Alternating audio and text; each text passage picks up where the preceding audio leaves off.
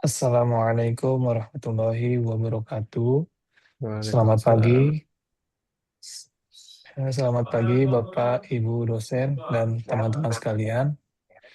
Perkenalkan, kami dari kelompok 3 hari ini akan mempresentasikan artikel ilmiah kami yang berjudul Fenomena Penggunaan Bahasa Gaul di Kalangan Remaja dalam Ragam Tulisan Media Sosial. Tapi sebelum kita mulai, satu pertanyaan kecil ya. Mungkin kapan sih terakhir kali kalian nulis pesan kayak pakai kata literally, baper, atau sekedar gue gitu ya, GW. Kalau kalau iya, eh, itulah yang akan kita bahas hari ini.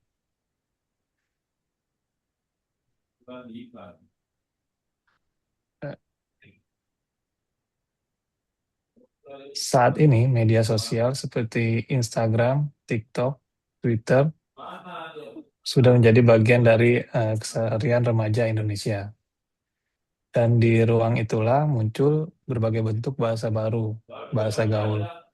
Ada yang berupa singkatan seperti YG, UDH, GW, ada yang mencampur bahasa Inggris juga kayak literally capek banget. Terus ada kata-kata baru yang lahir dari komunitas digital seperti kayak gabut, bucin, atau kepo. Yang menarik, bahasa-bahasa ini tidak hanya hidup di layar, ia mulai nyusup ke percakapan sehari-hari, bahkan ke ruang-ruang yang seharusnya formal. Inilah yang mendorong penelitian ini dilakukan. Sejauh mana fenomena ini membentuk cara remaja berbahasa dan apa dampaknya terhadap bahasa Indonesia. Untuk menjawab pertanyaan itu, rekan saya Rizky akan menjelaskan tujuan dan metode penelitian yang digunakan. Oke, baik, kita lanjut ke slide 3.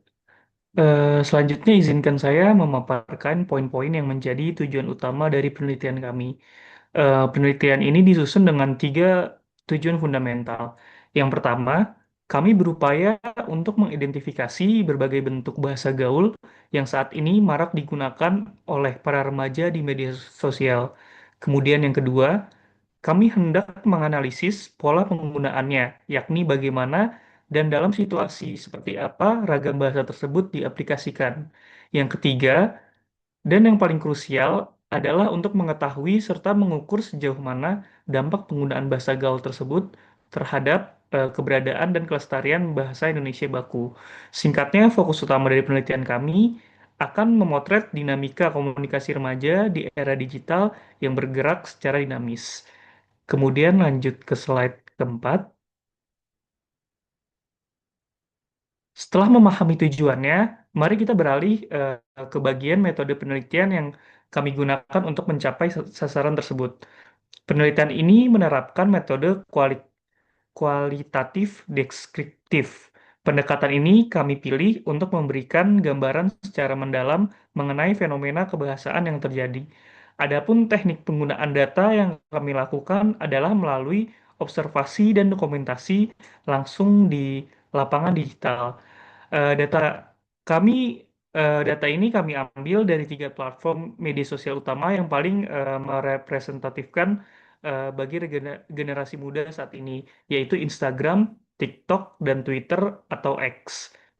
Sebagai sampel penelitian, kami mengumpulkan dan menganalisis 50 unggahan dari pengguna remaja dengan rentang usia 15 hingga 22 tahun.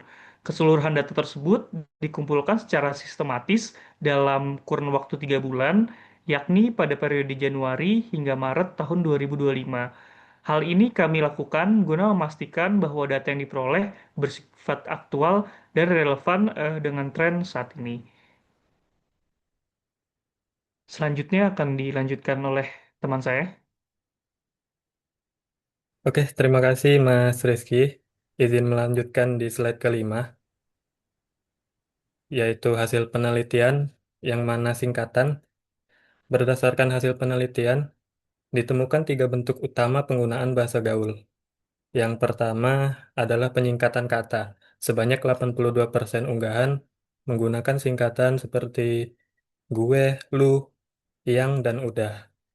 Penggunaan singkatan ini bertujuan agar komunikasi menjadi lebih cepat dan juga santai. Yang kedua adalah campur kode. Mungkin bisa next ke slide ke-6, Mas. Ya, campur kode atau kode mixing. Sebanyak 68% unggahan mencampurkan bahasa Indonesia dengan bahasa Inggris seperti literally capek, vibes, dan juga squad. Kemudian yang ketiga ialah penciptaan kata baru seperti gabut, baper, kepo, bucin, dan juga santuy. Hasil penelitian ini menunjukkan bahwa bahasa gaul menjadi bagian dari identitas komunikasi remaja di era digital. Kemudian pembahasan kesimpulan akan dilanjutkan oleh teman saya, Mas Taufik. Eh, siap. Terima kasih, Mas. Baik, Bapak, Ibu, dan teman-teman sekalian. Sebelum saya akhiri presentasi ini, izinkan saya menyampaikan hasil dan kesimpulan dari penelitian yang telah kami lakukan. Jadi dari hasil penelitian tersebut, penggunaan bahasa gaul memiliki dampak positif dan negatif dalam kehidupan sehari-hari, khususnya di kalangan remaja dan pengguna sosial. Nah, dampak positifnya adalah komunikasi ini menjadi lebih kreatif, kemudian ekspresif, santai, dan mudah dipahami dalam pergaulan sehari-hari. Bahasa gaul juga dapat mempererat hubungan sosial antar teman karena dari bahasa gaul ini akan menciptakan kebersamaan dan kedekatan. Nah, namun selain itu bahasa gaul juga menjadi salah satu bentuk identitas sosial remaja di era digitalisasi ini yang pastinya terus berkembang mengikuti tren dan perkembangan teknologi komunikasi. Namun di sisi lain terdapat juga dampak negatif yang perlu diperhatikan. Penggunaan bahasa gaul yang terlalu sering dapat.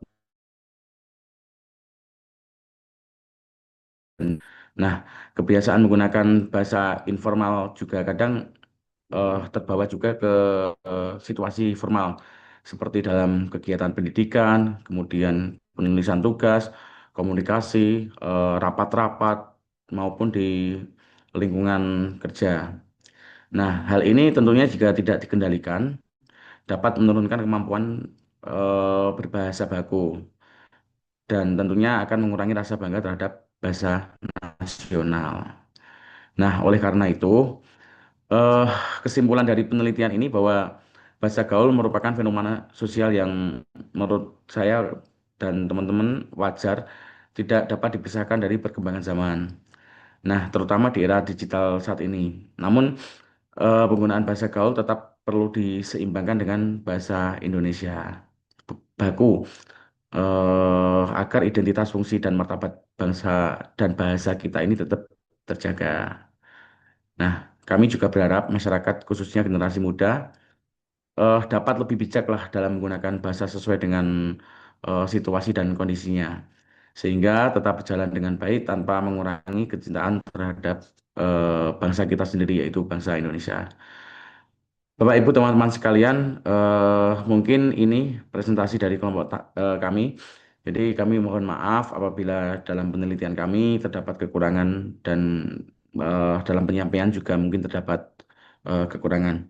Kurang lebihnya eh, sekian, terima kasih atas perhatian Bapak, Ibu, dan teman-teman sekalian.